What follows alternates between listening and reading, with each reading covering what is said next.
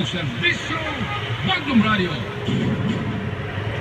Ang programang inyong gipaminaw, binayra ang mga huna-huna o opinyon sa mga tigpamaba, ilalaman kung walay labot ang mga tag-iya, tag-dumala o gawanin sa Bagong Radio.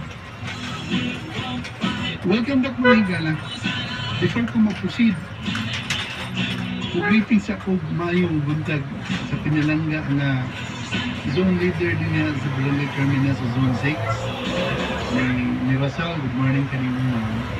Then as well sa kinatibok ng barangay, kung maslingan din ha, o sa entire local government unit sa Barangay Carmen. Mga volunteers, mga CVOs, mga social workers, mga church as well ang ating mga office staff na continue na nagservisyo sa mga constituents o katawan din sa Barangay Carmen. Paglabaw sa tinan, ang pinalangga ng kapitan, kay Kapti Kadungutigan nila sa iyang interview ni Manny. So far, so good. May naging ministerya sa kapitan. Kaya kinaad ko mong nagabot niya siyang paminaw. Hindi ko siya confident pa ministerya.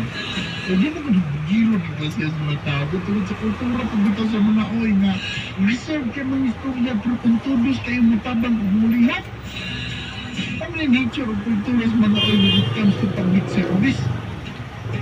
Pagasa kayo sa pagpangalag na trabaho, ulagar, kung sa'y angay, pero minus kayo sa pagpamitalya, at least ka rin, makonect na natin. Pwede naging kayo para congressman na representante, marepresentahan nyo ang kagayang DRC pag-ituan ni Kapitan Sun, congressman, Kapitan Making Sikanoy. Deserving nyo kayo na binuwan lagi mo, Barangay Carmen. Atong paningkamutan na sa next na board na season sa eleksyon atong yung nabutang kung makuha ang bangko o atong palingkurin ang atong bituhuan o atong gisaligan na anak ni Clarex.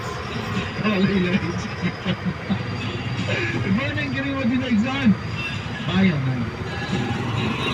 Then mayroon buntag sa itong umahan kagahapan another na po na People's Day at daw sa Gatawhan. Iguan na po kaping katawhan ang nagumog, nadait,